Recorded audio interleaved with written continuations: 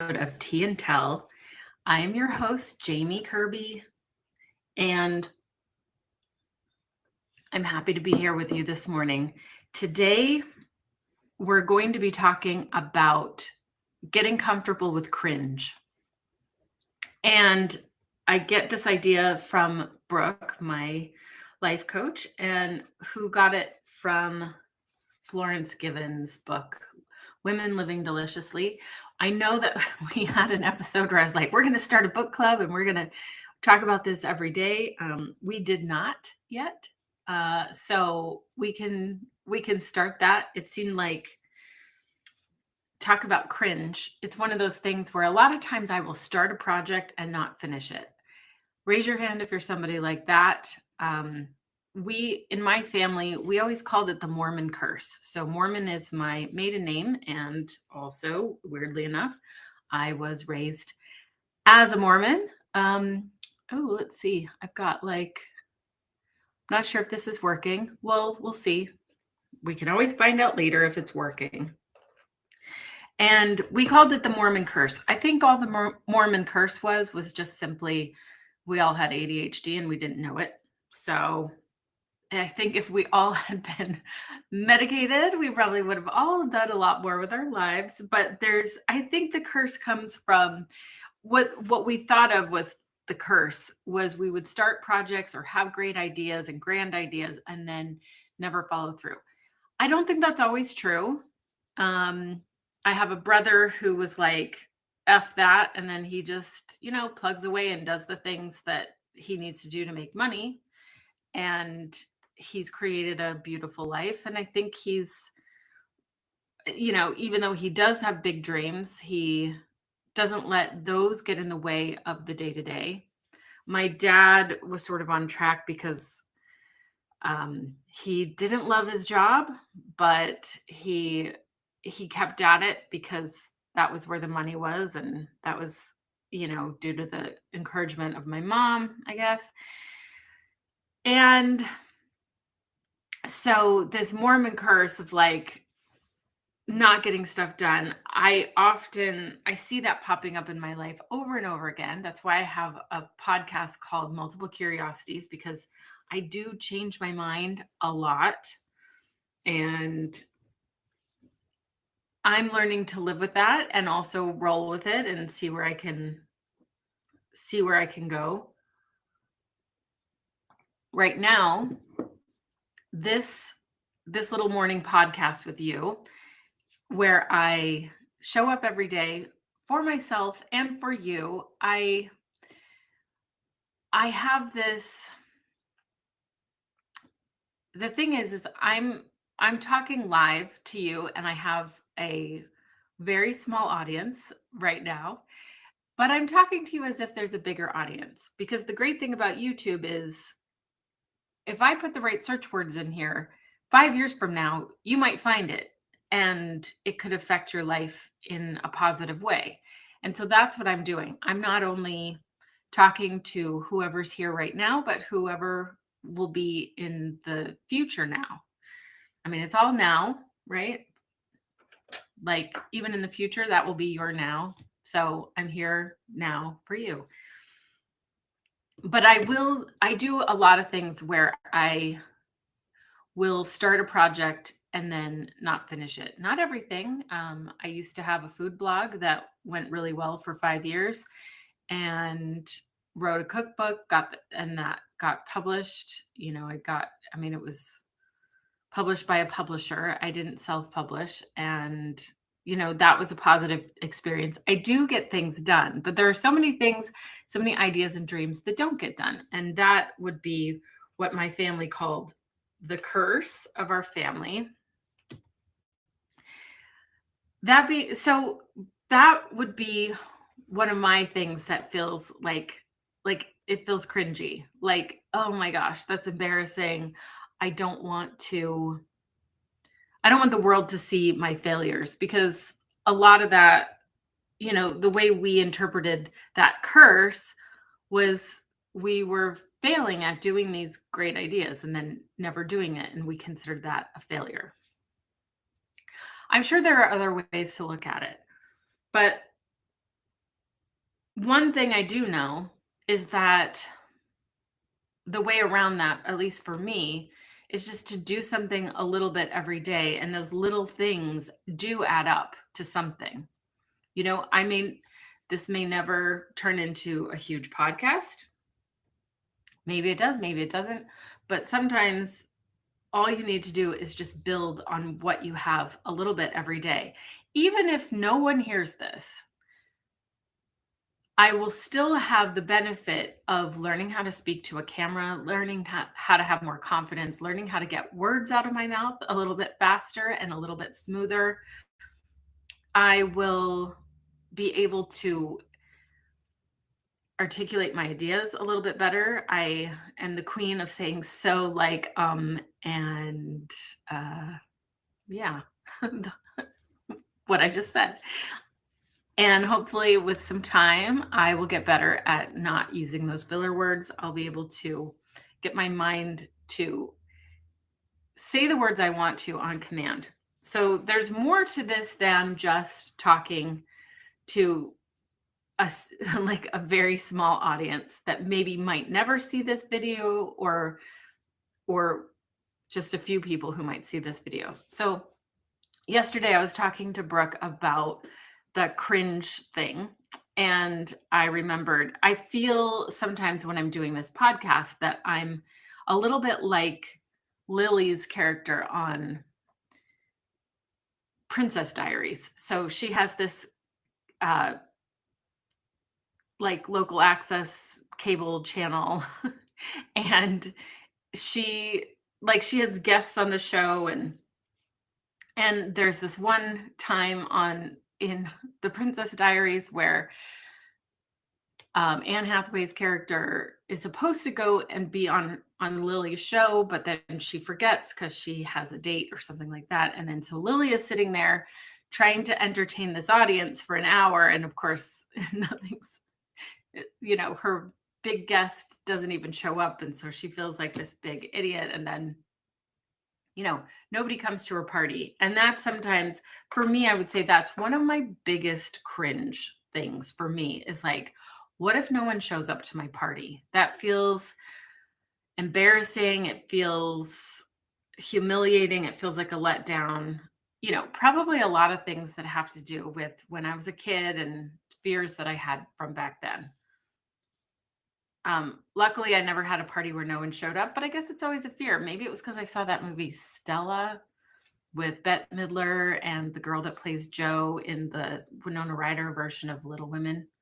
I forget her name. Anyway, so Bette Midler is her mom, and then she throws a party for the daughter, and then no one comes, and it's like so devastating. I think maybe that's what's been following me around all these years, just that scene in that movie. By the way, this morning, I'm not drinking tea. I'm just drinking warm water because I had a whopper of a smoothie this morning, and I put, I think, too many chia seeds in it. And so now it's turning into a chia seed pudding in my fridge. Today, so let's talk more about the cringe thing. I was having trouble finding the chapter. I did a search online, couldn't find it, but the way Brooke summarizes it is she says, get comfortable with your cringe. And so we're going to do that. We're going to talk about that today. I do have a chapter that she has in here that I found because I haven't finished reading it yet. I really need to do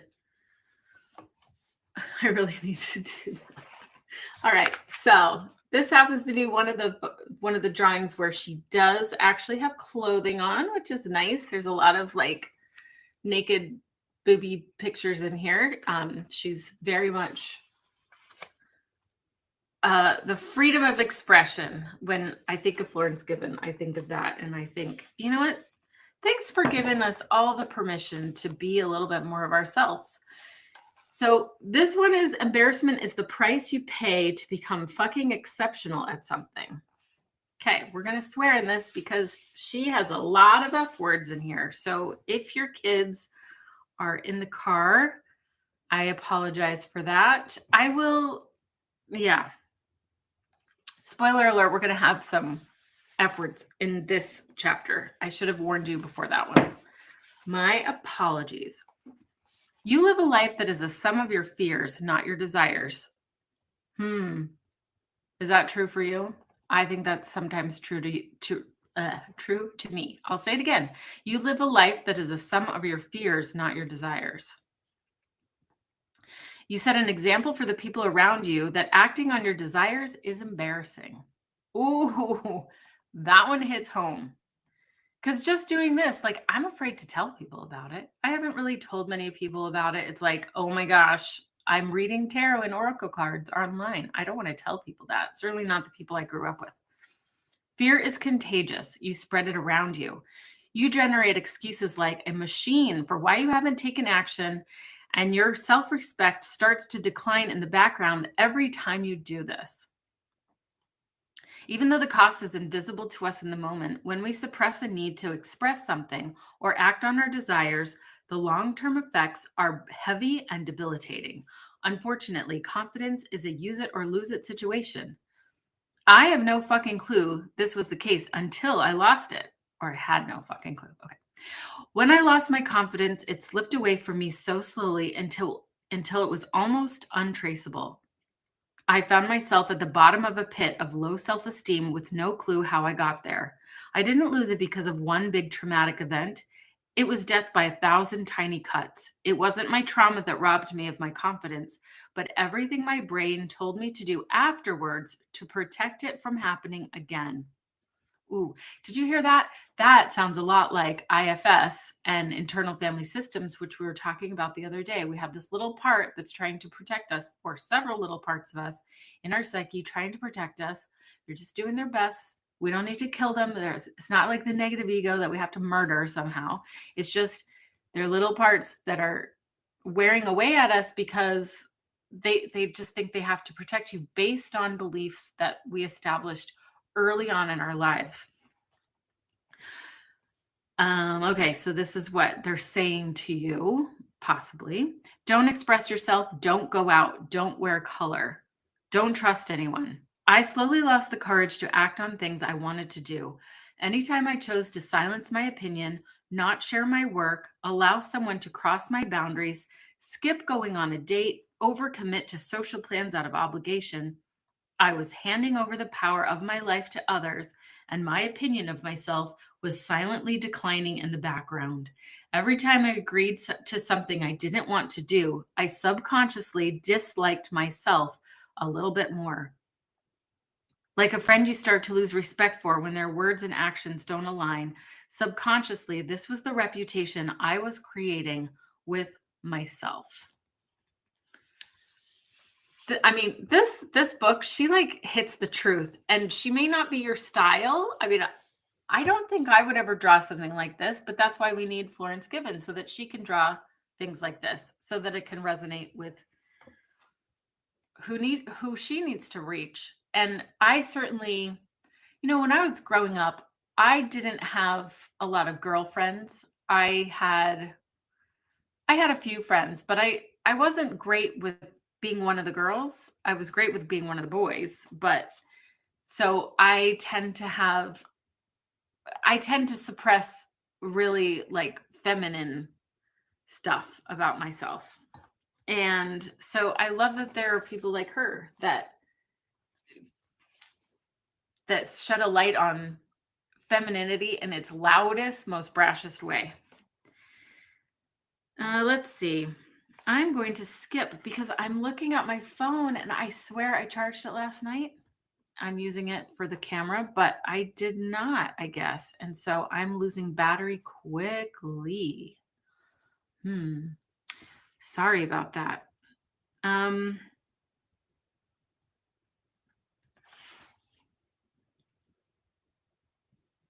Okay.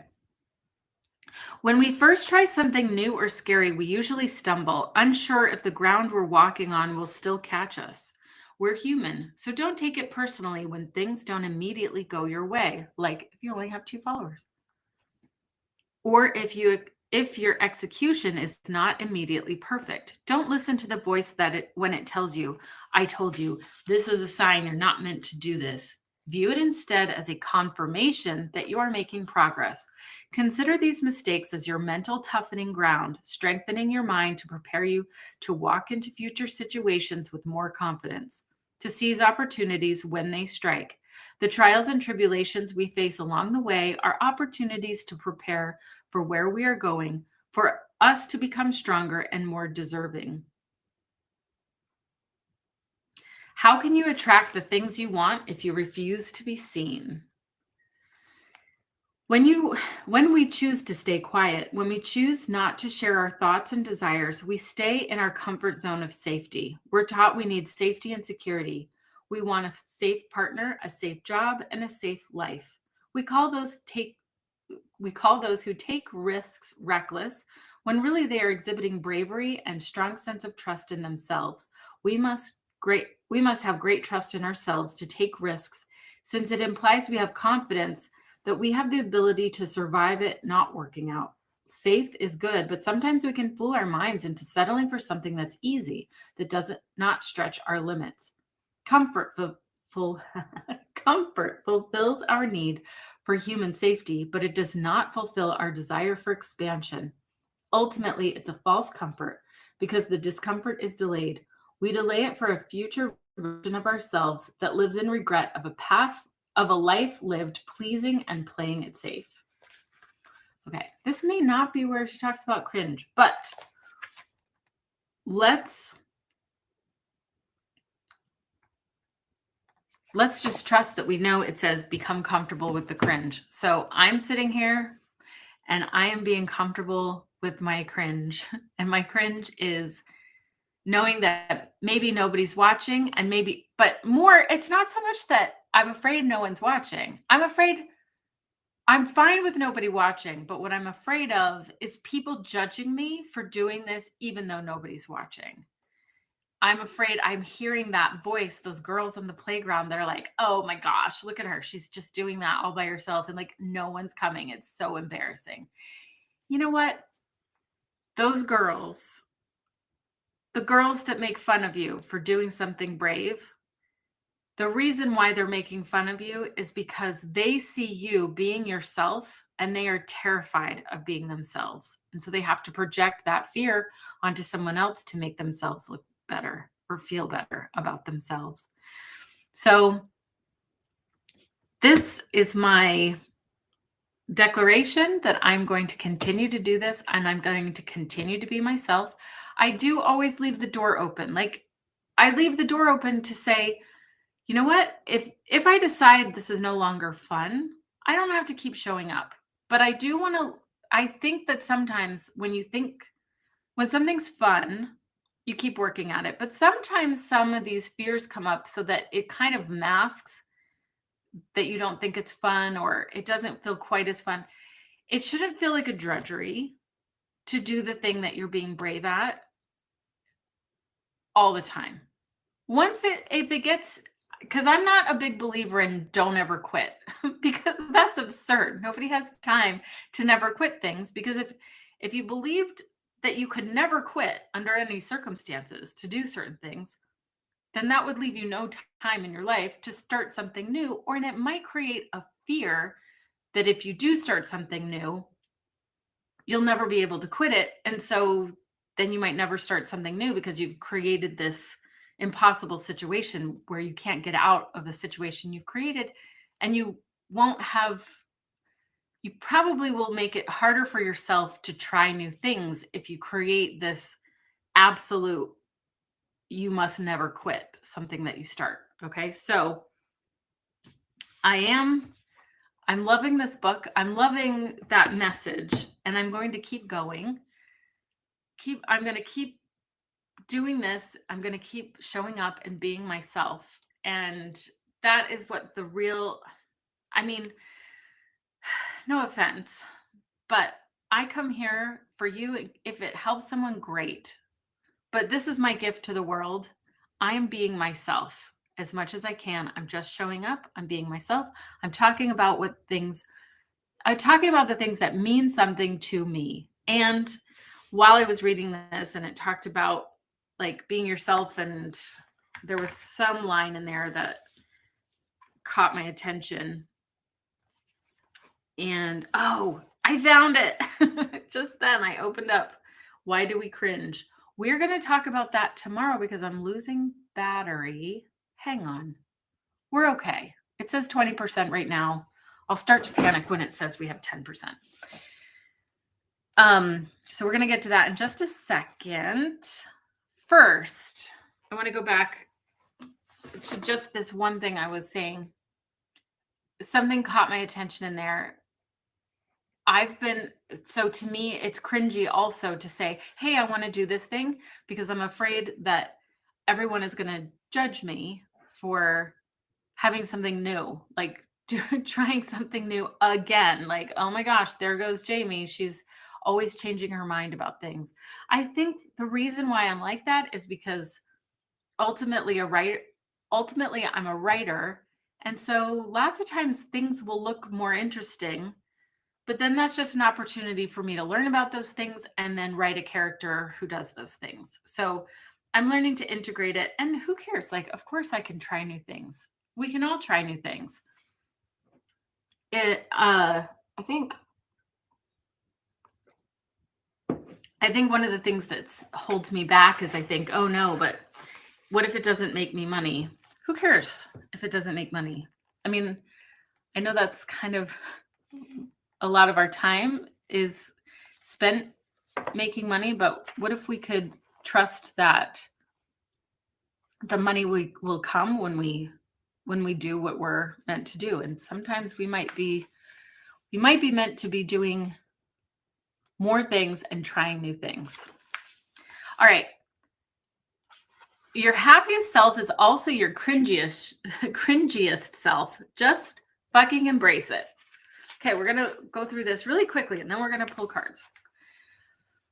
Let's take a look at qualities that normally make up something we class as cringy. Passion, trying really hard at something, being earnest, experiencing childlike awe, vulnerability, optimism, self-expression that we perceive to be unaware of social norms, self-promotion, yikes, that's a big one for me, ambition, theater kid energy. I love that. That's so funny. Expressing our emotions. Isn't it ironic that all the key ingredients to living a delicious isn't it ironic that all of these are key ingredients to living a delicious and open life?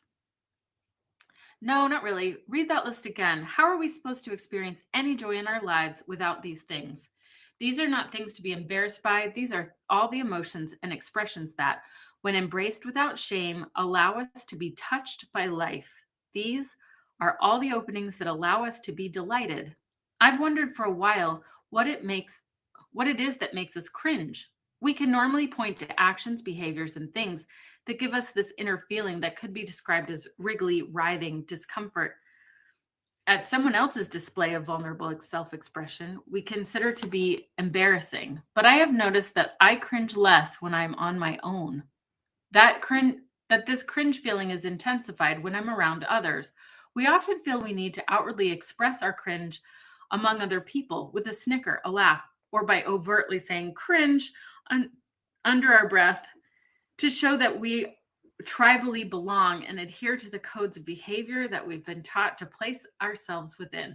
Yikes, you guys, this is such a good chapter. And for this chapter alone, I highly recommend this book. This is like, she gets at it, and I'm like, she's like describing me so much. And if you see yourself in these pages, I want to know, because maybe it would be nice if we all knew that everybody was cringing inwardly, and that if we helped each other not worry about it, then we'd all be happier, and the world would be a more beautiful place. I think we'd have more people, maybe even more women, especially, expressing themselves in a bigger and fuller way. I mean, girls, we get very tribally, from such a young age, we bully each other with little snickers. It might not even be overt bullying, but we can feel it and we sense it. And it prevents us from being our true selves. Like, how many times did I want to be in a play, but I didn't want to hang out? I didn't maybe want to hang out with the theater kids very much. I did. I was in a play, and then, that's okay. Like, express, like, let's express ourselves more. Um, Okay, the things we cringe at appear to be anything that exists beyond our own personal comfort zone of self expression, which means if you do the work to push past your comfort zone to do brave things, you are less likely to judge others because you understand the courage it takes to be authentically by yourself or authentically be yourself. If you don't, it means that cringing at others can become self limiting.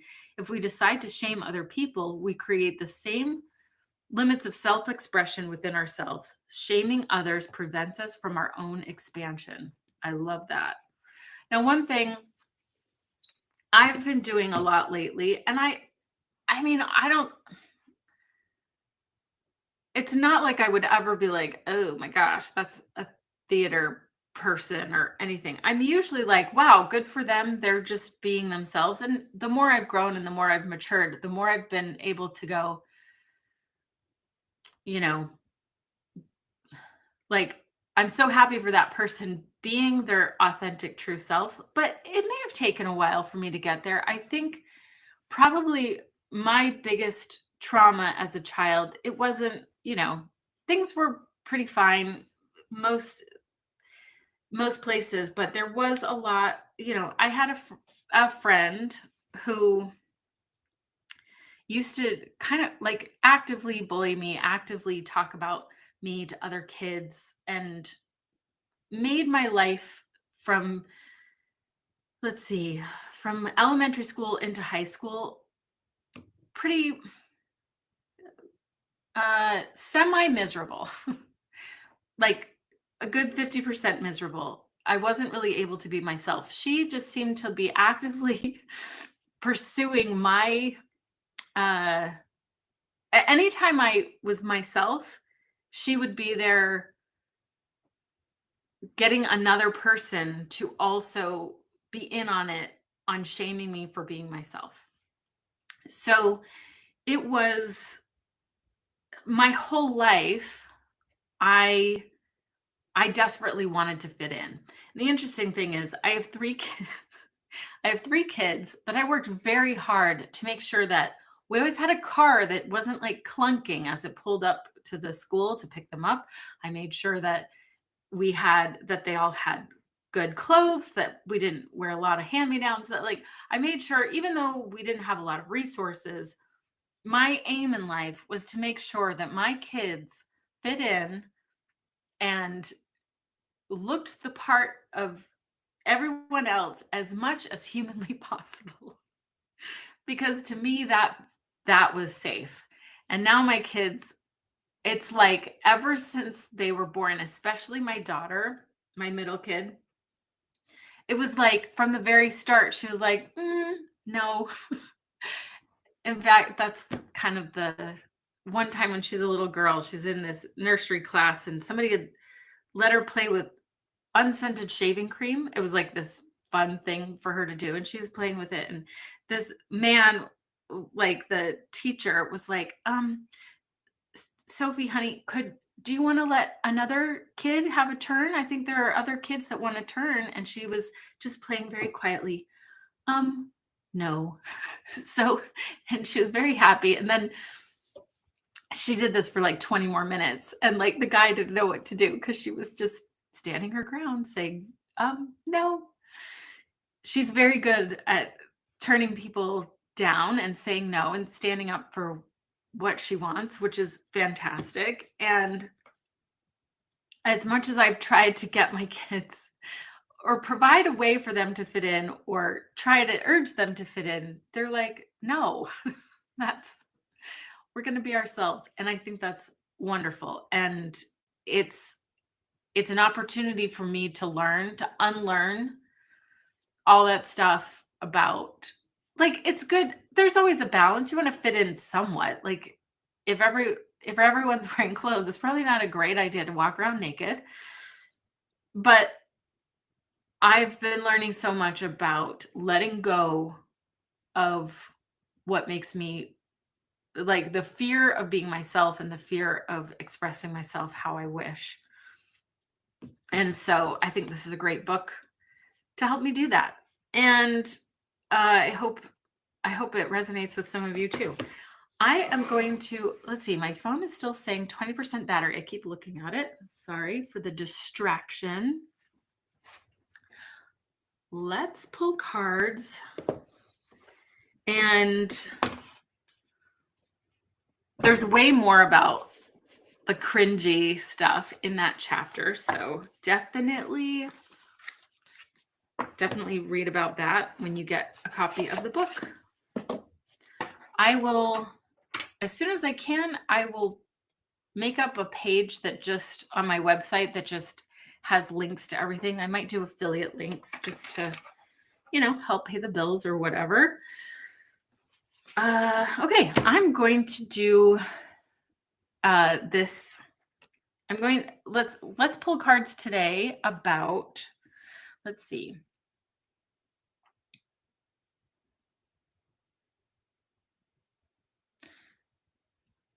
It's not even really a question. It's please help me to become, oh, I better talk into the microphone.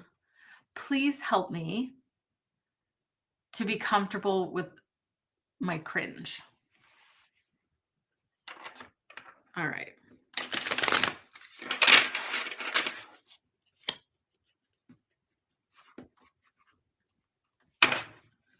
Some tarot card ASMR.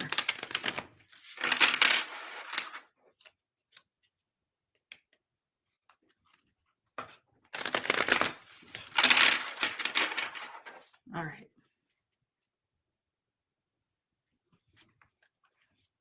I'm going to pull from the top. We have 6 of Cups for present moment. The Devil for roots. And we have 7 of Pentacles for, oh, let's get that to focus for you. There you go. 7 of Pentacles for invitation for next steps. All right, and I'm going to get out the guidebook because these are ones I don't pull very often.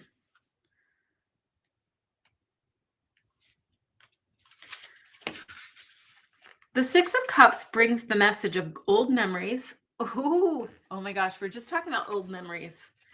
Being a kid and feeling embarrassed and the things that shape why we cringe at ourselves and why maybe somebody else used to cringe at us, and it's probably because they were just projecting their own insecurities on us. The 6 of Cups brings the message of old memories and revisiting your past. Someone or something may have recently brought up pleasant childhood memories or unpleasant. This is a more pleasant one, but something has caused you to go back to your roots and reconnect with your inner child, and it's bringing you joy to revisit. The 6 of Cups also can communicate an even energetic exchange and harmony in your relationships.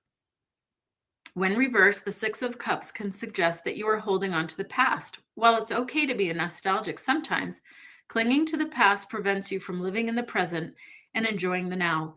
You may also need to forgive yourself for something that happened in the past. The 6 of Cups reversed could also be a sign that you need to reconnect with your inner child. Okay, so reversed or not, either way, here's my feeling on reversed or not reversed. If, let's say, you feel like the card is telling you something, but it's just the opposite of what you feel like it needs to be saying, then take it for the opposite or reverse meaning. There's nothing, look, this isn't fortune telling. It's not like the cards know more than you. You know what you need. This is always an invitation to connect with your higher self or your higher mind or your truest self or the larger part of yourself, whatever you want to call it. It's always an invitation to look at things a different way. So for you, if you know you've been wallowing about your past, then think, oh, okay, so how can I turn it into something more positive? So this girl that used to bully me, first of all, I can forgive myself for letting her get to me. I was a child, and of course, I didn't really know any better. But the truth is, she didn't know any better either. She was just doing the best with what she could do. She was surviving as well. When I look at her family life, she probably just didn't have the attention that she needed or wanted. And it's so clear now that she was insecure. So she had to make somebody else feel insecure. And when people would explain that to me at 10 years old, I was like, no, that's not true. So now I can see you can go back into your past and sort of rewrite those things. Have a little visit and a little chat with the younger version of yourself. If you're driving somewhere a long way, just imagine that little girl sitting, tell her to buckle in and have her sit in the front seat next to you and just imagine you're talking to her and see if you can help her feel better about things that are going on in her life. So that's 6 of Cups. That's our present moment. And the Devil, I better go fast because now we only have 10% left, which could be shrinking rapidly. So let's get this. The Devil. Capricorn, that's my sign. The Devil reveals our deep, dark secrets and desires. The Devil's gaze draws you in and sucks the lifeblood out of you, symbolic of what happens when you give into temptation and greed, which is also symbolized by the serpent and the empty skulls. The Devil's grasp is difficult to break free from, but not impossible. What you thought started out as something good has begun to reveal itself for what it truly is. You are the one in control of your life, and you hold the power to change it. Release attachments and addictions to behavior you know deep down are not good for you. So behaviors that we're addicted to, it may be the behavior of trying constantly to protect yourself or letting your parts protect you. Like for me, from what I shared, for me, it was about the desperate need to fit in. And the desperate need to fit in kept me safe for a while, but it didn't actually help me to become the truest expression of myself now. So these are things that I can let go of. Whenever you have like a quote unquote bad card, it's always an invitation to leave something behind, to leave behind something that's not working for you. And for me, it's this need to be accepted, this need to be cool, this need to fit in. Nothing wrong with fitting in to some degree because we're part of a community. We don't want to go so extreme that we alienate everyone. Of course not. But the more we become ourselves, it's said that when we're really ourselves, that's the most magnetic energy and people want to be around us anyway. So that's what can you leave behind? What are the addictions? What thoughts and feelings and behaviors are you addicted to? Like, is it anxiety? Is it fear? Is it self-doubt? Those things can be addicting in a way. I know it's not like they're our fault, but we can change them and we can transmute them and become the best version of ourselves. And anything that we kind of rely on as it becomes such a part of ourselves, like those negative emotions, we do have the ability to change them. And sometimes, and I mentioned anxiety, there are ways to leave that behind. I work in a TMS clinic, so it's not like depression, anxiety, it's not always one of those things that you can just talk yourself out of, but there are things you can do. TMS is a great thing. There's this, so of course, talk to your doctor. Certain things like medications may be right for you. It's the thing that helps you kind of like pills aren't skills. So it's like, sometimes you need some help before you can actually therapy is great. You can talk yourself out of something, but only after you have what you need to kind of give you that boost to help you. That might be true for you.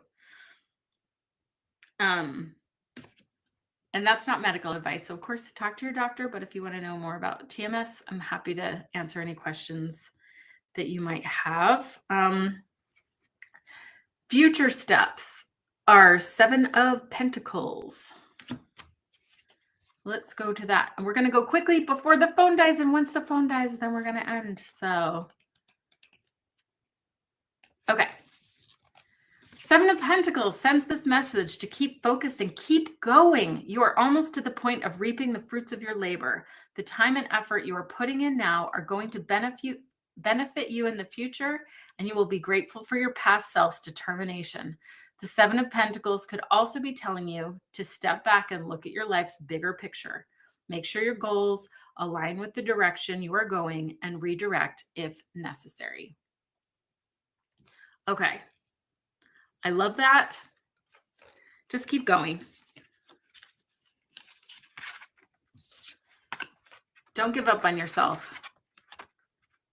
Lean on, don't give up on yourself and keep moving forward. So at least for me,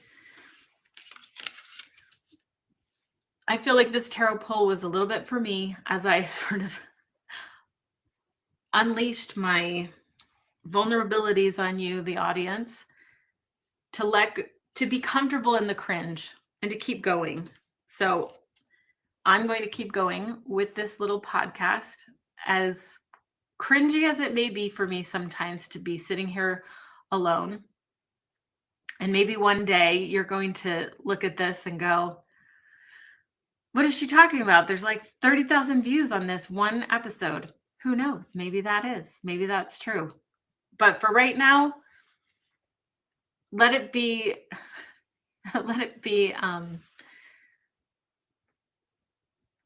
be a sign that it's time. I know for me, I'm letting this be a sign that I'm going to keep going. It may not seem exciting. This may not be like the Sun card or the 10 of Cups or whatever that tells me everything's going to turn out very, very soon, but it is a sign for me to keep going. So glad that you joined me today or whenever that you find me. I hope that you have a wonderful day, and I hope you come and visit me soon. Feel free to subscribe, and when you subscribe, it allows you to know when I'm going live, and so you can come on the call and join me, and we can read your tarot if you choose. I will talk to you soon, and I love you. Bye.